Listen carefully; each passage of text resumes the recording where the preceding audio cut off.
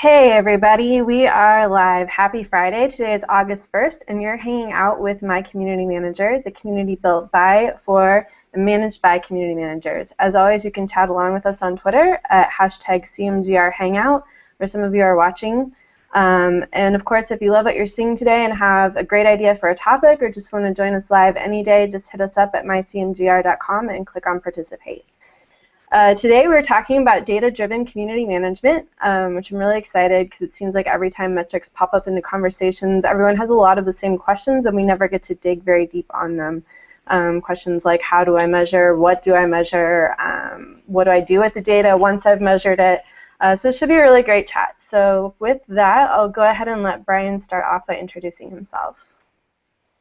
Brian Fanto, iSocial fans, calling in from, joining today from Phoenix, Arizona. Way too hot for any human being to be living here right now. It's 113 today. Thank God for air conditioning and swimming pools. But I'm a data geek. I came from the cybersecurity world where data is really how we made a lot of our decisions, and I've always used social data. I have a plaque that an old boss gave me that the plaque said "so freaking what," but he didn't use the PG version of that, and so I'm excited to talk data and metrics for sure.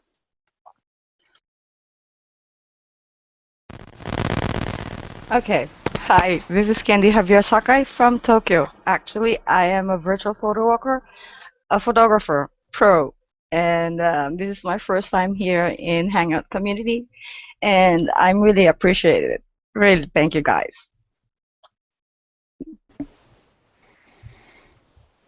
Hey, I'm David Dewald at Thunderhead.com, and definitely use data in my daily interactions with my community. So look forward to the call. Hey guys, my name's Jade Furubayashi, and I am the community manager at Simply Measured, which is a social media data analytics company. So I'm really excited to geek out with everybody.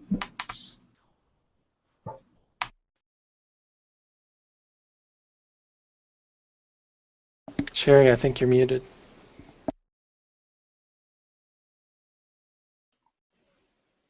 Oh.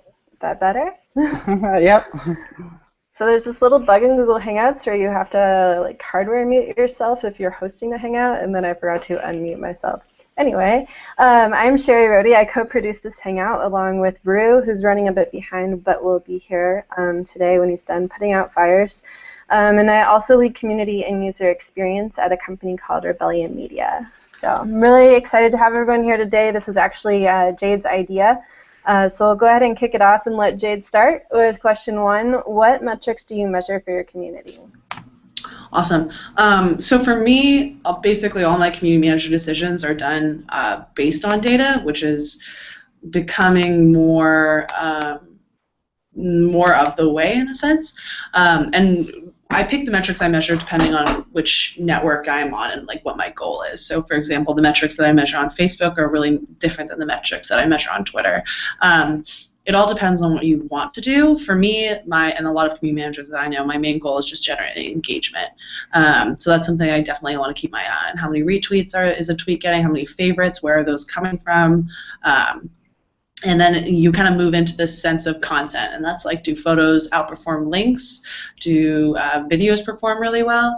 And so I guess it would just have to be like engagement, how engagement lends itself to content types, and that can really change based on which network you're on. And then at the end of the day, always charting growth in comparison to our competitors and share of voice within the industry and things like that. So those are the three spheres of metrics that I like to focus on. Very cool, Jay. I'm a big Simply Measured fan, so that's cool. Nice. Yeah, they guys. It's funny because as a data geek and my title is technology evangelist for a long time, I always fought against using one tool and preaching one tool. But I always say with data, it's the test and tweak method, with everything. And so without good data on social, how can you social is the greatest A/B testing environment there is. And I think with community, you kind of focus on using content, and I'm really I will put out titles of blog posts on Twitter for 4 different ones to see how they relate better, and then I'll use that one when I post the content. Yeah, and for sure. using a tool, that to kind of measure that is awesome. And I think, what metrics, do you measure for your community? I think David's over there ready to pounce on the metrics. I think the tool, like for me, metrics is always depends on how you align your strategy and goals with what the business goals are. So depending on the business goals, really dictates what the metrics are that you measure. One of the big ones for me is really that I love interaction. So I always say that if it's a comment on a blog post, that's great, but I want to see 20 comments back and forth, kind of creating a conversation rather than just communication, because that's one of the things I love to measure. So I know that's one of my favorites. Yeah, I would agree with that. I think that I call it reactions. Those are that we want to see a lot of. The more that you have going there, the longer the conversation goes, the more people get involved.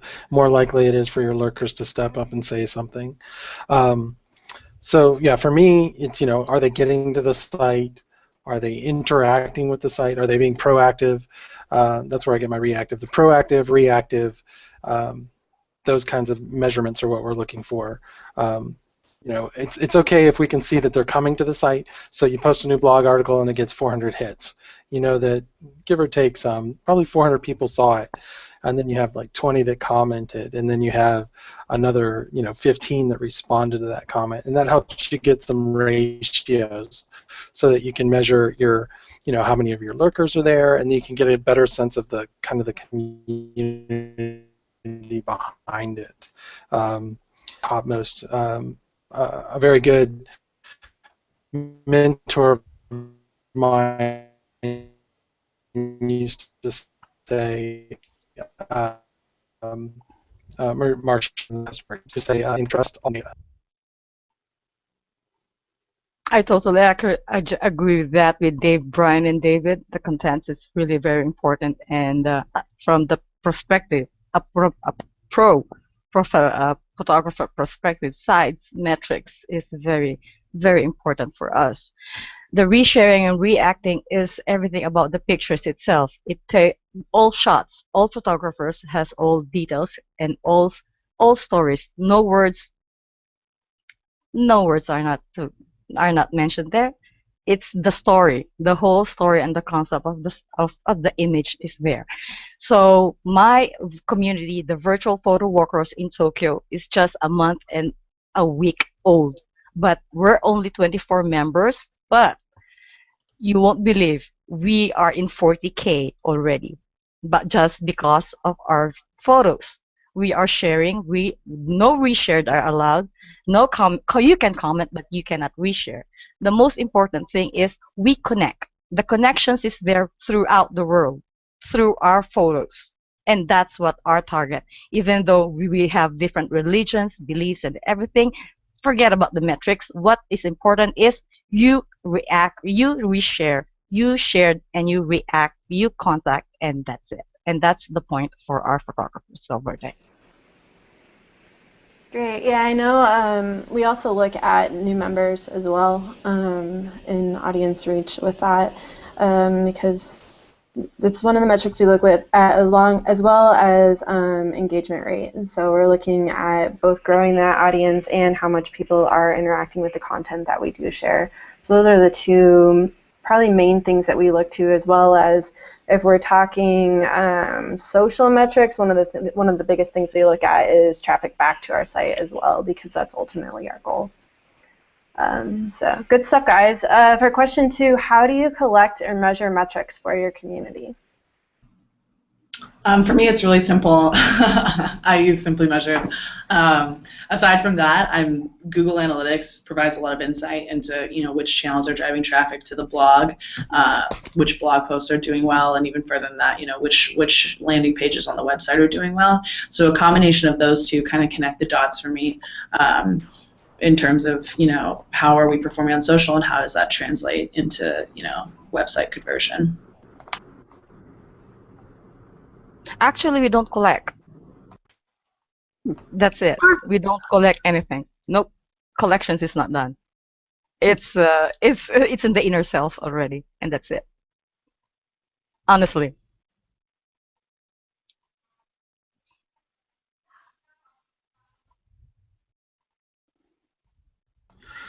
I'm surprised to hear that. For myself, switched microphones.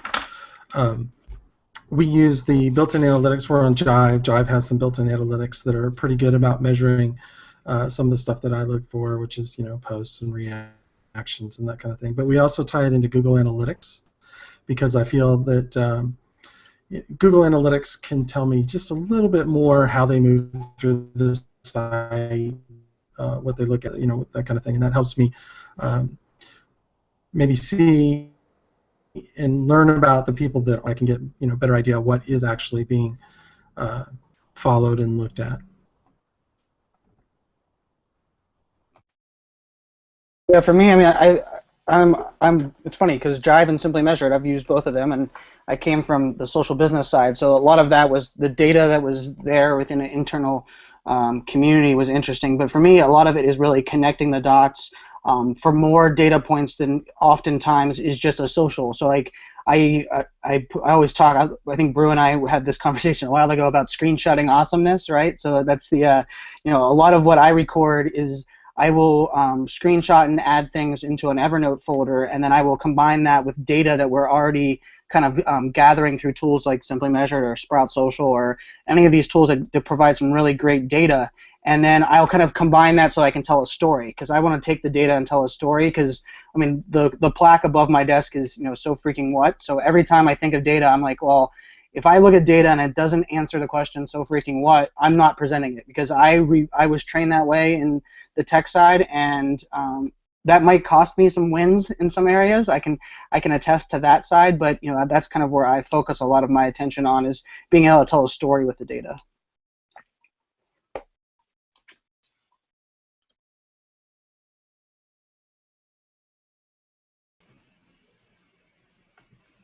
Okay, awesome. For me, I collect some insights from Facebook as well as from Vanilla and Google Analytics. Vanilla is our actual community platform, so that's where I pull in those members. And then I tie a lot of that all together in Nimble as well, just to get a little bit of a picture there too. That's interesting. I mean, I think that's an interesting one, because like really tying it together. So like I've been a Nimble user for a long while too, and the social selling conversation that I have a lot of times really ties into this conversation, because they want data, but they want to be able to take all that data and kind of tie it together to the person, to the vehicle that was communicated. So like, what do you, Sherry? What do you guys record from Facebook? Like, what data do you like to monitor from Facebook side? Facebook, I mostly monitor clicks through to our site as well as the actual engagement rate. So for those who are being reached by the post, who is actually engaging with it in any way, whether it's clicking, liking, sharing, commenting, they're all pretty equal for us, as long as that click-through rate is getting what we need it to, because that's what brings them into our actual community on our site. Facebook for me, well, Brian, sorry for that. No, Facebook for me is for family connections only. Sorry for that. But my personal blog is only focused for quotes, my own writings, and everything. But Facebook as a platform, forget it. I'll stick to G+, which is much better than Facebook. Face it.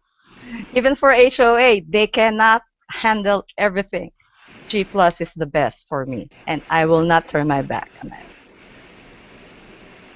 Interesting. Yeah, gathering data from G+ is a nightmare. Other than the fact that it ties into analytics. But if Google would I'm a Google Plus fan, so I will vouch that first. But I, not opening the API to allow data into tools that are really good at gathering data. I know Simply Measured, and other tools where you're tying click-throughs to the website, which is powerful. But I want better data. The joke a lot of times is that I really can get some engaging conversations on Facebook and on Google+, but if I'm going to be able to report on that data and get that data to the right people, Facebook is where I'm going to pay attention to, because unfortunately Google has that on lockdown. I'm sure Jade has more on that as well. Yeah, definitely.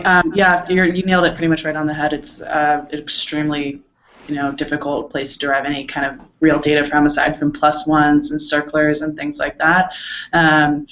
So, when you're talking about wide use of a social network for brands, it's going to be difficult for brands to invest that much time in Google Plus when they have no way of really measuring anything beyond that. So, I mean, I think if Google Plus is going to make a push for, expansion in the future, they're going to have to open it up. So getting the seeds down early is a good idea, but as of right now, there's not too much insight into, making decisions on that network.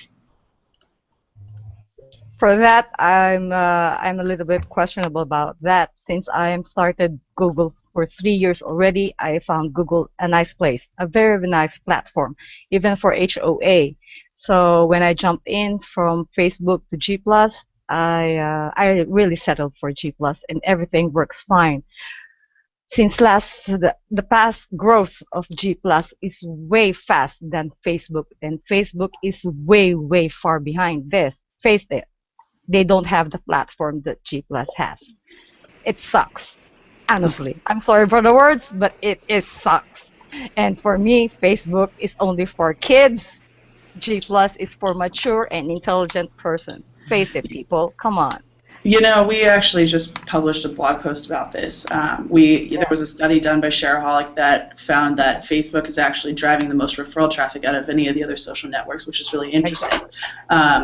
It's despite all the organic reach problems, and I'm the first one to tell you, it's a tough place to be right now. But brands are still seeing a giant just return in terms of click-throughs and in terms of website visits. So, and that could possibly just have to do with the sheer numbers, the sheer usership that Facebook has. You might just win outright like that. So, I mean, it's definitely something that each brand kind of has to make a decision for themselves. Like, for example, a B2B company might not want to be on Facebook, whereas a B2C company might. It's all, things that you can derive from the data and figure out yourself. Yeah, I think and for me, it's not. I've written blog posts about this, and I'm extremely passionate on. It's not one or the other. It's using what each network gives you and what power. If you follow, if you don't believe in Facebook, and you're curious about organic reach, follow Kim Garst on Facebook. She is using all organic reach and does an amazing job at really.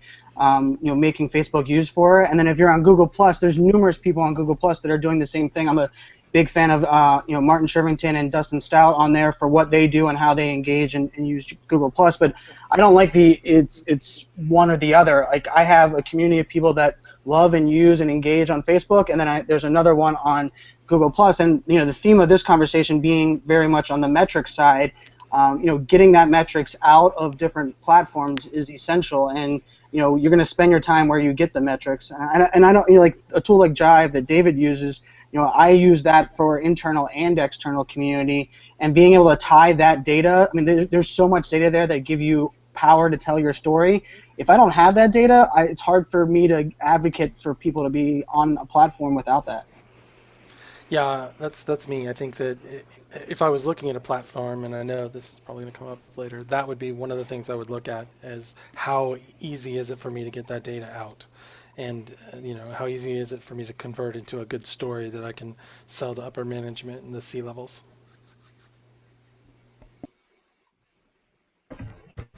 Hey guys, how are ya? Yeah, bro.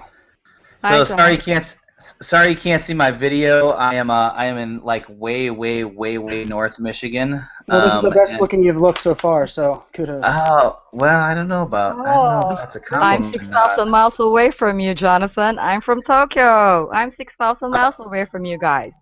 Oh, crazy. So yeah, so I'm like way up north, not great internet. I'm actually running off my iPad's MiFi. Oh my God. But I'm getting a Hangout to work. But I wanted to kind of add in just a little bit of a story on this whole. I know number one was like which metrics do you measure, and then number two is how do you collect. And for us, it's really simple. I mean, it's literally like Excel is our base collection point. So we use Sprout Social, we use Facebook Insights, we use Keyhole, we use hash tracking. And now, actually, some of the downloads from Twitter Analytics directly. And so we just kind of collect all that data we can, throw it into Excel, and then simplify kind of on a little dashboard tab in Excel, kind of where all the major metrics are, like word of mouth, impressions, reach, and then kind of some of the even more vanities like your likes, follows, stuff like that. But for assuring that we hit these metrics, what we really do is, each year we hold an annual strategy with our clients to kind of define like where we want to be with a lot of these different stats, and then halfway through the year do a mid-year review. But we work with our community managers to really define literally per shift, and so in some cases that's only one a day. On the Applebee's account, that's 2 a day, and we define per shift what you should be looking at. Like, okay, well, I'm going to need, let's just say 80 new followers on Twitter every shift. That's if it's way under that, I know that I'm not keeping up with the the growth that we're expected to for this year, and that doesn't, maybe it's just a slow day, whatever, but we try to keep everybody to a level of performance standards, as far as like not telling them you have to go out and get followers, but if you're doing the right things on your shifts, these are the stats that will follow, if that makes any sense. And so really just sort of train up to get people to watch those every day. So that's on the Assure side. Awesome. Thanks, Brew. Question 3. Jade, if you want to start us off again, how do you report on metrics for your community to your organization? Well, basically, I have my reports. We have Simply Measured reports, which kind of does it all for me. I'm really lucky in that way that I don't have to kind of do all the manual work and pull everything and put it into an Excel spreadsheet. Our reports are kind of prepackaged, so that's really convenient for me. In terms of like frequency and how it's delivered, I look at my day on Twitter daily. That's certainly not something that everyone has to do. I'm a psychopath about that. But aside from that, the way I present it to the marketing team and our demand generation team is we have a weekly summit, and I present our reports, and I have a separate, kind of week over week analysis and comparison with the month, and I pretty much just, compile all the major metrics that we care about that have been, predetermined way in advance, and kind of our status there, how we're trending for the quarter, for the week. And yeah, just on a weekly basis using, Simply Measured, Excel, GA, things like that. Yeah, it's funny. The reason I selected Simply Measured a while ago at my previous company or previous 2 companies was kind of what Brew was saying, the manual process. There's a lot of I'd say great tools out there, but part of it is when it comes down to it, we need to prove our worth so that people don't think we just stare at a Twitter feed all day, or we're just playing around in our community, or that element. And Simply Measured, one of the valuable things they have is that it creates like the greatest looking PowerPoint reports that you'll see.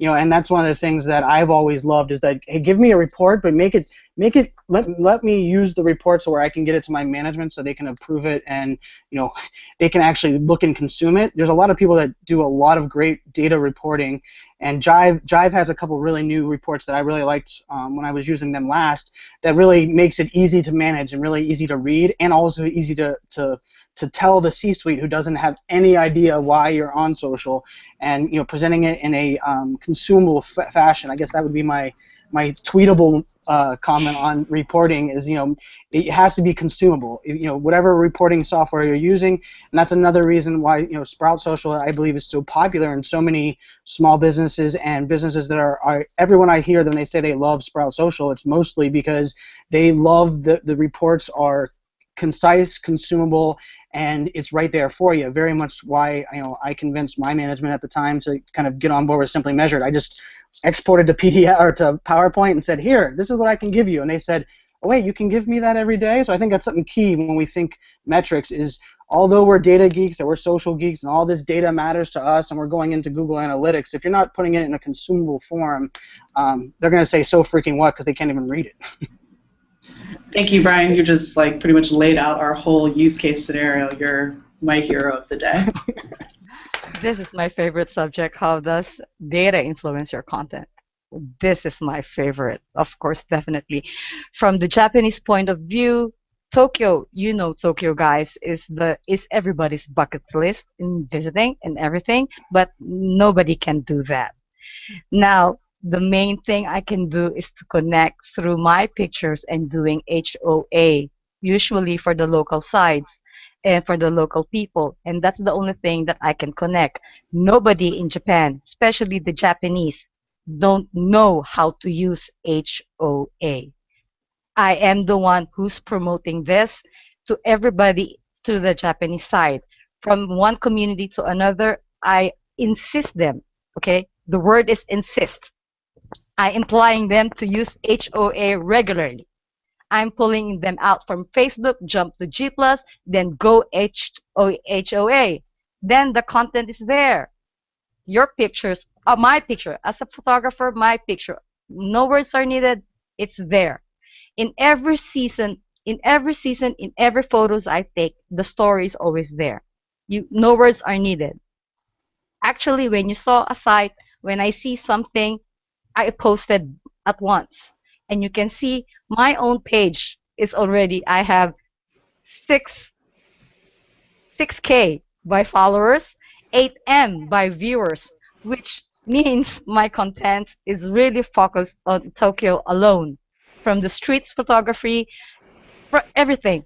And the most important thing is we share everything that I want to share, and nobody will stop me. From subways, especially the local ones. I'm focusing right now on the local ones, and that's my content. And that idea gave the Japanese, and now they're trying their best to share that. Even though they don't have the international platform, they're now trying their best to get out of their shells and push themselves through this data or platforms that I'm using. Nobody can beat that, but I'm trying my best to insist everybody and push everything that I can. I practice them every now and then, and I'm telling them, come on, you guys can do this. Please share whatever we want, and that's the important thing. The whole wide world that wants to know what is going on in the real Tokyo, and that's it. That's the only way that I can do it, through my picture and HOA, and that's the data content of it. I'm curious, this might be leaning towards Sherry and Brew, but from a standpoint, so you kind of invoked. I'm in the podcasting world now, and being able to report on that data is actually fairly easy with the subscription side. But when it comes to Hangouts, I believe and love the power of video. I don't think I'll ever say no to Sherry whenever she asks me to come on, because I really think these Hangouts are powerful. But reporting on Hangouts and reporting on the YouTube side, I mean, the YouTube has really good reporting for their after viewership. But I was curious, Sherry and Brew, and maybe anyone else that's tried to report on live CMG, live Hangouts. How do you report on that side? Well, so I know that in working with a vendor in the past that they had some kind of voodoo magic that was able to actually tell like uniques watching the show.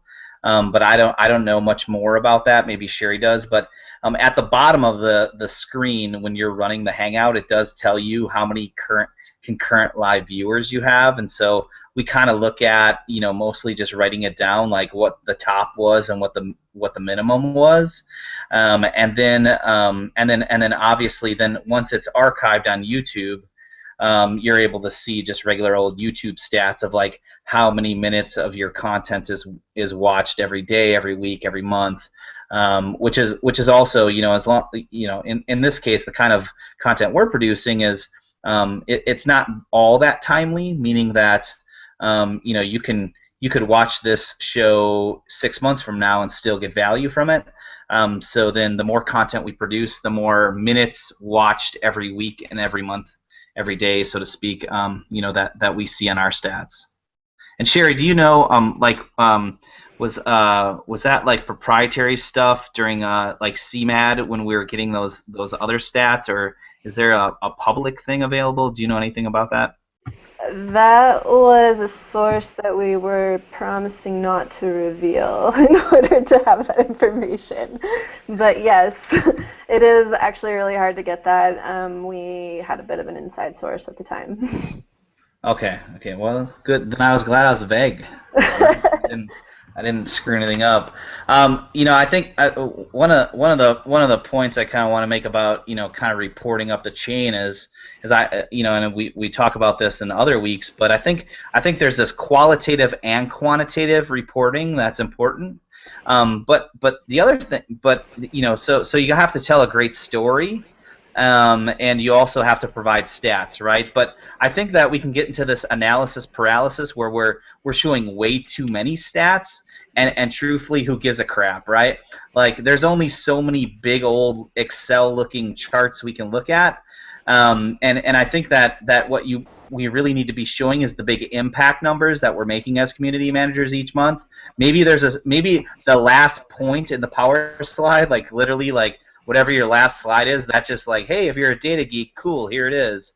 But I think it's more important to show the visual story of, if you're talking about community growth, you should have that number there, but then you should be showing screenshots of new community members saying like, oh, this is the best community that I'm so glad I found this community.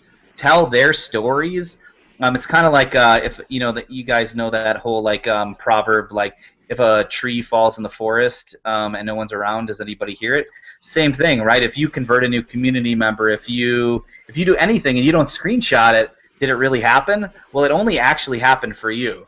And so I think out of all the stats that we provide, the numbers are important, but displayed around a story and not just a bunch of freaking numbers that someone's going to gloss over like it's an accounting report or something. So. Yeah, I agree. We have our one huge goal that our whole team is focused on, whether they're the community team or the dev team, our SEM team. And so we report as a community team really on only 2 or 3 metrics that actually contribute to that goal. So big picture, we're saying this is how this relates to our overall goals so that they can understand right away. And then as things happen where people are like, oh, thank you so much for your community, like I've made all of these great changes because of it, because our community actually like impacts people's lives, so we get a lot of good feedback, which is really convenient. So we actually we screen cap those responses, or we screen cap people having really good conversations with each other, and we share those with really the whole team, and then some of them will pull into larger meetings because they really do convey that story in addition to the numbers. No, I think that's a valuable point. And I love Brew's idea. Really, when you're presenting, you kind of keep the data. You're telling the data story. And at the end, you kind of drop the crazy data on a lot of people from the data geek perspective. And I think one of the things that I know with like different tools that I use, what I try to focus on is if I have a great screenshot, like what does that screenshot tell me in data form? I almost reverse engineer my screenshots. So I say like, okay, if I've told them that likes don't matter or likes matter, or if someone worries about their total reach, how can this screenshot tell them more about total reach and almost reverse engineer into the data? And that's kind of been powerful. And I know one of the tweets that I saw through from Josh McCormick on his tweet was very good because it said not only did he use "Don't Stop Believing" picture there so that I can fist pump with Journey. But he said data keeps them believing, and that's kind of a valid point as well. You can tell the story, but a lot of times someone will they'll say give me data to back up your story, and you have to be able to have that side as well. Brian, I call that starting with the story, right? Yes. The kind of that reverse engineering is if you start with the story you want to tell and back your way through it, you're gonna your community management is going to align with that story. Your screenshots will be just right, and then it won't be like give me data or give me death, right? Yeah, totally. So we've talked a lot about what metrics to capture and about how to report on them, but then what do you do with that data? So question 4 is, how does data influence your content? For us, it was a while back. I remember we started noticing that. I mean, this was long before everyone figured out that photos work really well on Twitter. We started noticing that when we would pair photos with our new blog post, we'd get just like huge upsurges in engagement and things like that. So, kind of like in terms of content, you can like go for the content type and using, you can derive all types of decisions from data like this, photos work better on this platform or videos work well for us here. So like just purely based on that kind of stuff, it's super obvious and, really clear and easy to derive like really data-driven decisions from that kind of thing. In addition, something that I've experimented with is when do we post that content and in what way do we post that content. So you could go anywhere from like timing your tweets to like post copy, and kind of Brian was talking about like A/B testing. To me, any tweet or any post is a piece of content, and so when you're talking about how data influences those posts, there's so many different ways that we've taken it in the past, and we've found for us, and every audience is different. Like my posting cadence is different than someone else's or a B2C company, but all of those kind of things, post frequency, content, copy, calls to action, those are all things that we've tested and been able to really hone in on thanks to data and thanks to reporting. That's all. I mean, I have a lot of people that had asked me I coach personal branding, and they say, how do you grow your brand as quick as I have, or what content? And it's testing and tweaking when and where I share it and how I share it. So like I cannot stand a 140 character tweet showing up in my Facebook timeline. I swear I will unfollow, unlike when that happens, because I hate cross. I don't mind cross-sharing. I just don't like it when it's the lazy way. But like I use mention and follower wonk, and on a weekly basis, follower wonk updates my buffer schedule based on the consumption and how people are using my social data that I'm tweeting out, and it's mostly Twitter. But to me, that is essential because I believe I find lots of great content to share. If the audience that I want to consume it isn't there whenever I'm sharing it, it goes by. And Twitter is so damn noisy. I love putting pictures in it because that's a little bit way of standing out in the noise.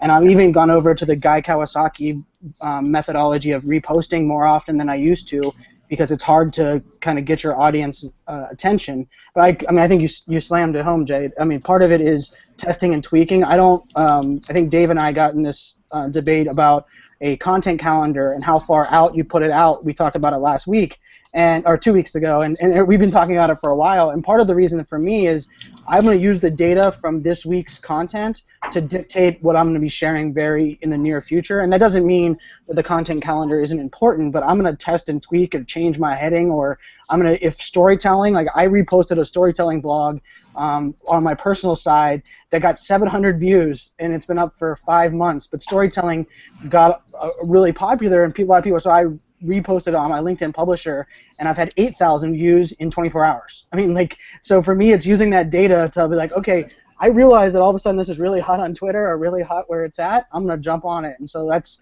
I'm all about, stop using content for content's sake and just blasting crappy content. Use the data available to, provide value to your consumers. Yeah, absolutely. I would almost piggyback onto that, and that's, there's only so much content you can produce at the rate that people want to consume it. I think a big part of that is you kind of like spoke to it a little bit with moving it to LinkedIn, like your publishing account. It's just you figure out which data works, you use the data to figure out which piece of content works, and then from there you can repurpose it however you want to. And you kind of mentioned Twitter's really noisy, and so a lot of people, you're going to tweet out this great blog post, you've been working on it forever, and it does well, but only a small percentage of your audience saw it, and you don't want to kind of spam people and tweet the same thing over and over and over again. Although the likelihood of the same people seeing it isn't always that high, but there's so many different ways that you can repackage it. You can create new images. You can share graphics from within that post. You can move it to a different channel, and it's all just about figuring out what's hot and where it's hot at, and then kind of just tailoring new strategies around that piece of content.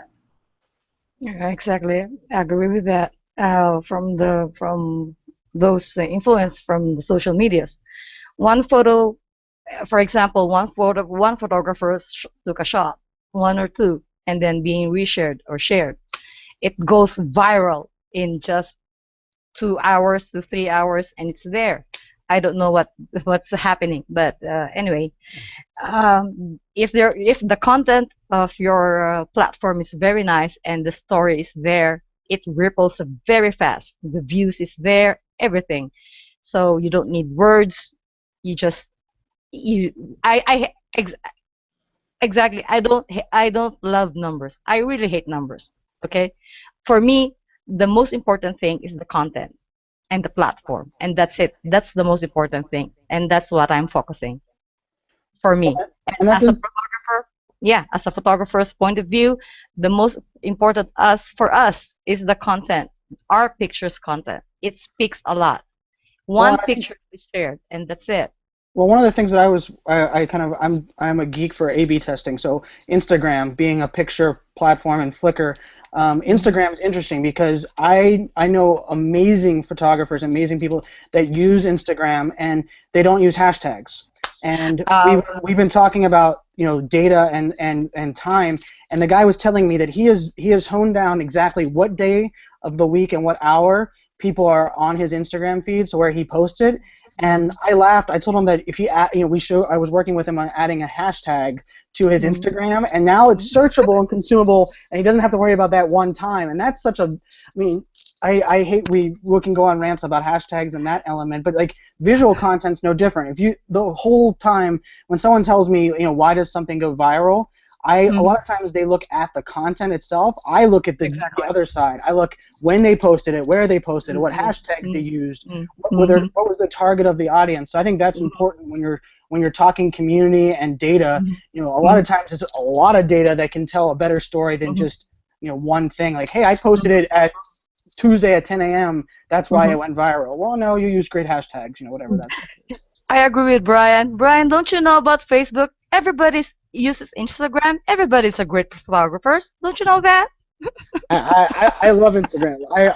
Instagram engagement is crazy good for me right now. I have some great debates and conversations on Instagram. But no, yeah, Instagram makes my iPhone pictures look pretty good. Well, one of my followers actually told me about that, about Instagram. He says, Candy, why not post or have an Instagram aside from Twitter or Blogspot? You have nice pictures and nice contents to share. Why not share that for Instagram? I said, everybody uses Instagram, and if you use Instagram, you're a great photographer. No way! I'll stick to my own. Of course not. I'll stick to G+ and to my own site. Forget it. Everybody's laughing. I said, no way I'll go with Instagram. That's Facebook shit. Oh, sorry. Sorry! So I have a question. Oh, go ahead. I was going to say, just to digress a little bit, I think that one of the things that sometimes we don't think about when we look at data and how it affects our content is that sometimes by digging deeper, you can see trends that you really are not expecting. So in one of my past jobs, we noticed that in one particular month, we saw a sharp increase in traffic from Spanish-speaking countries. We weren't sure what caused it, but we looked at the content that we were producing and we said, do we have anything that we can adapt to fit someone that is more Spanish-speaking? Or can we do things with our product to make it better to do that? And so it's really about digging in and finding out what you can do to, serve people that you may not have known were showing up. So it's not just looking at how well things are trending, but it's also looking at where they're coming from and what you can do to better serve this new influx of people.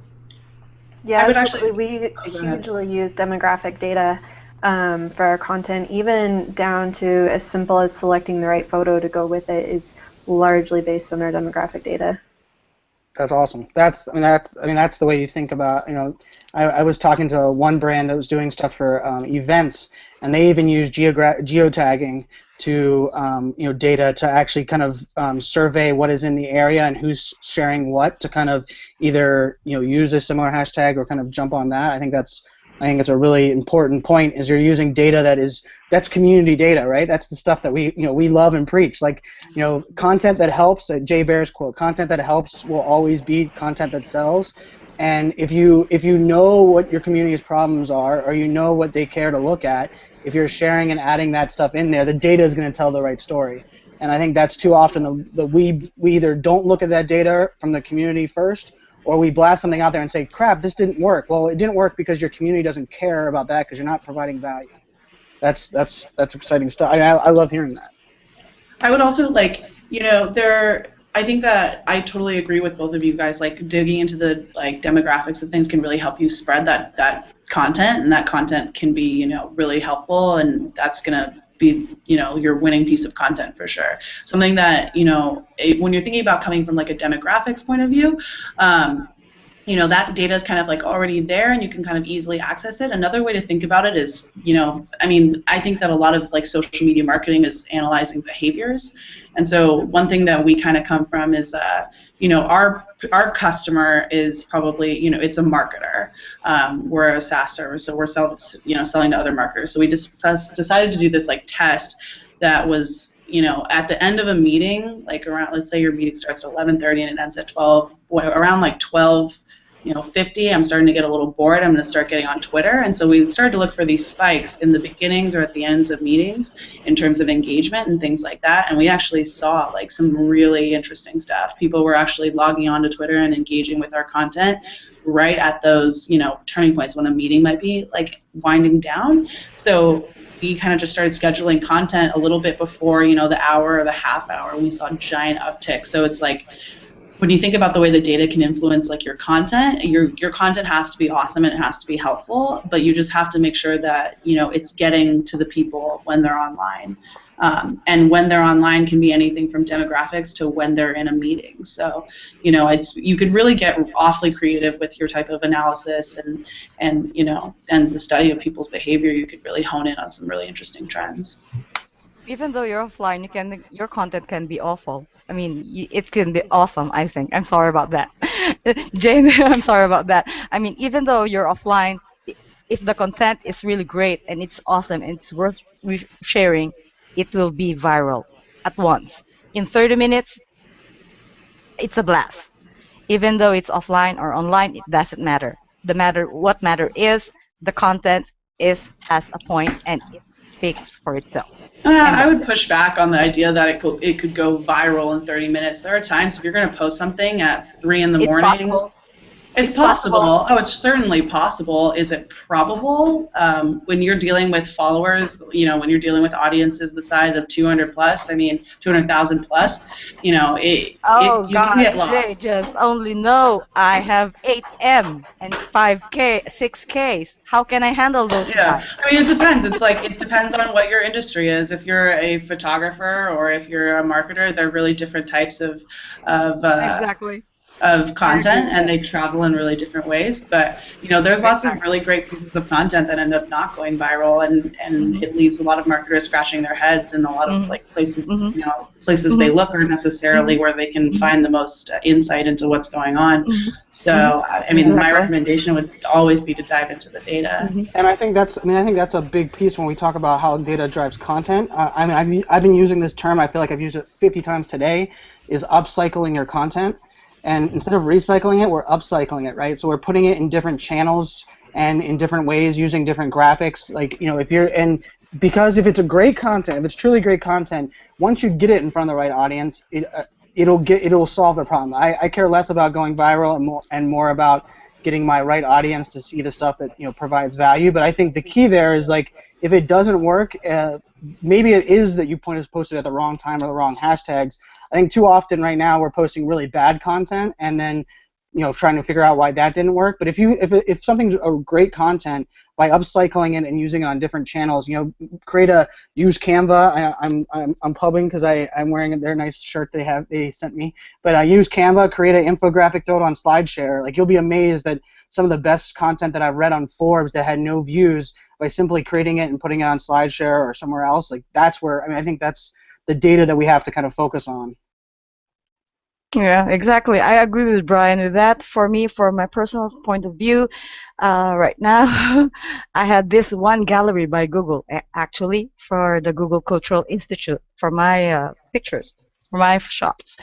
Actually, there, and for my blogspot.com, which is very, very, for me, the audience is so way high that I cannot cope up anymore.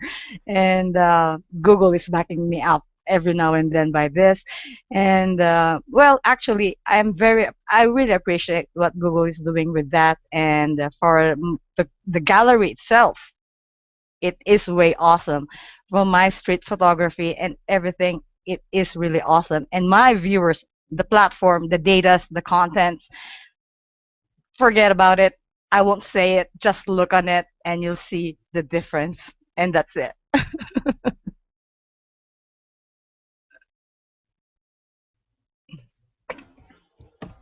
Oh, I think did we lose Sherry? Go ahead, Jonathan. Yeah, well, I was just gonna say, so just to keep things moving along here, because we've got two more questions. So, how does data influence your platform?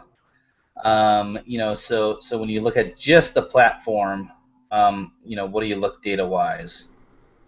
Well, for me, it'll help me decide which platform. But assuming I already have a platform, looking at the data can tell you and show you areas of the platform that are not working, that are not getting the traffic that you want.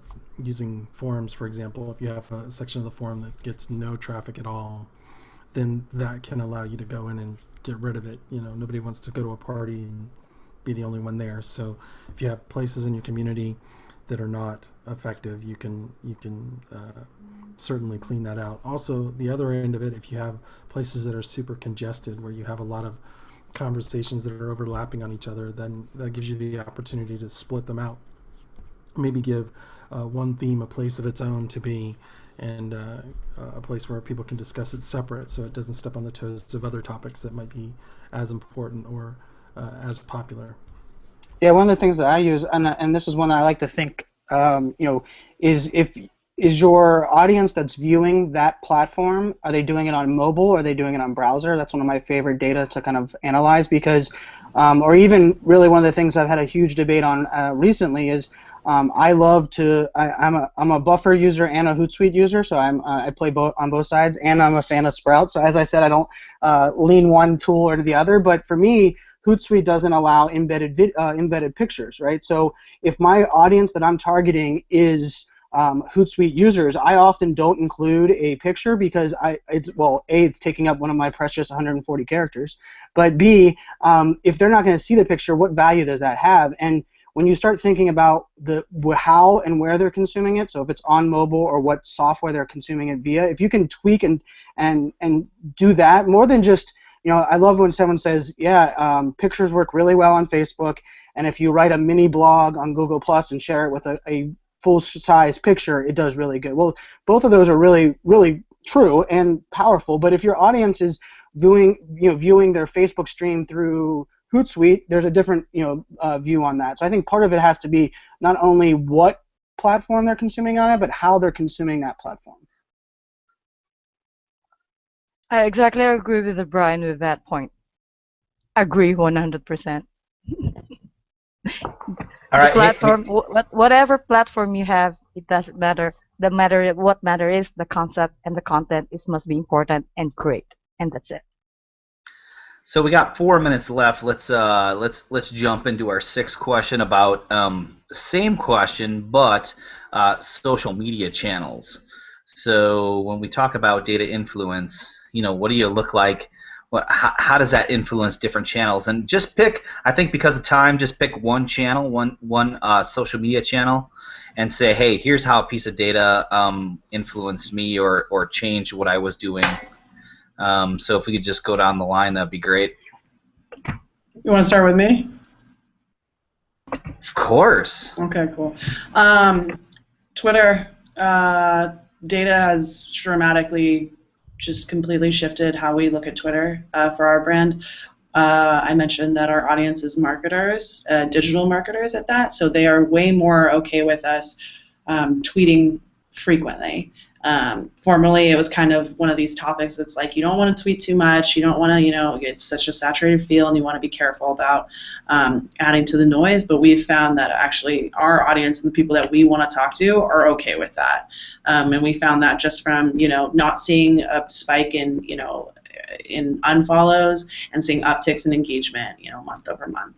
So as long as, and every now and then you got to pay attention to the qualitative side of things, and you have to be really receptive to feedback that wouldn't necessarily be translated into data, but at the end of the day, that decision is just backed by consistent growth and engagement. So yeah.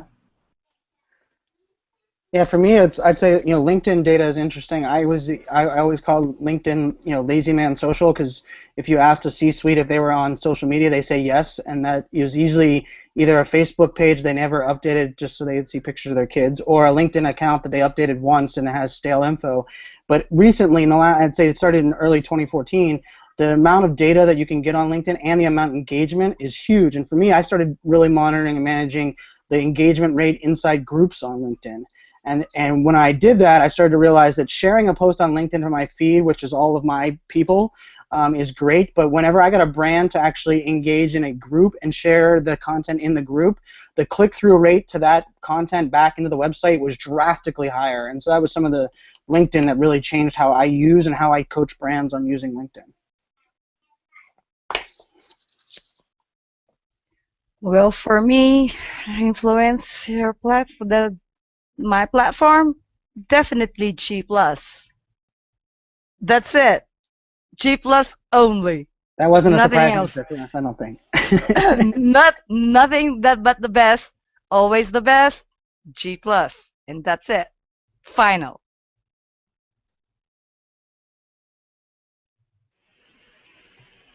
David? So for a social platform, we actually look at Facebook data the most because that's where a huge chunk of our audience comes from and a huge chunk of our traffic to our site comes from. So we look a lot at, like I said before, the demographics on there, and that's how we tailor our content.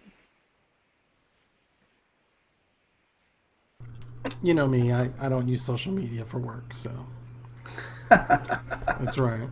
Social media for me is just a place to talk about where they should go, which is my house. So Which we need to all pitch in for better internet, or do we all have to call the internet gods over there at your house so that we don't hear We're robot already David? viral. Come on, guys. We're yeah, I already know the internet viral. sucks. Okay, so I'm not going to call out any company's name, Time Warner, but they have been out Come on, David. four times in 4 months to fix my internet, Time Warner, and it still sucks, Time Warner. Well, So- I'm in Tokyo. Welcome to Tokyo, David. I'll fix that for you. Nihongo Come desu get you. Come visit Tokyo, and I'll tour you around, and your problems will be solved. You guys have better bandwidth than we do here in the States, I'm sorry to say. I mean, we've got I fiber to the know. house. We're just barely getting it here. And I'm in Austin, and it We'll isn't in my we'll area talk yet. that personally. Ping me. Brew, did you have any final thoughts on that question? Are you asking me? Yeah. Oh, I think, oh, well, I'm trying to remember what it was. Oh yeah, social media channels. So, I think probably the one thing is on Facebook specifically, just because really it's a tough platform right now. Out of everything, that's the place where people are trying to struggle. Like, how much money do we need to funnel over here to kind of get our stuff to work if you're not in a closed group or something like that. And so, I think the data can really show you how your different types of posts are working. Very, very, very much the same techniques as a search engine marketer might take, doing some A/B testing on images, on, different kind of status updates, things like that. And then I would also say that probably if you can somehow get metrics on your competitors, do that, or similar people in your industry or other industries, especially on Facebook, because you'll be able to start getting a good idea of what works. you know, as much as you want to keep playing there. So. Cool. All right. So Well, thanks we're out everyone. of time, right? Yeah, we are. We are. It's been a great chat. We are already over time, though. So thanks everyone for coming. Next week we are talking about developing thick skin as a community manager, which has already been a really popular topic. We have a lot of great panelists, a lot of new people as well. So it'll be really good. So I'm so there for that one. You know that, right? yeah. All right. I'll add you Yeah. to the list. We're almost I maxed should be out. already on the David's list. got some thick It's fun skin. night tonight. He's like a Wow. lizard. Man, It's work in the awesome video game night. industry, you'll get some thick skin, man. Yeah. Oh wow, that's awesome. I'm out of here. Thanks, guys. All right. Bye, guys. Thanks, Jade. You're awesome. Thanks, guys, and good morning from Tokyo.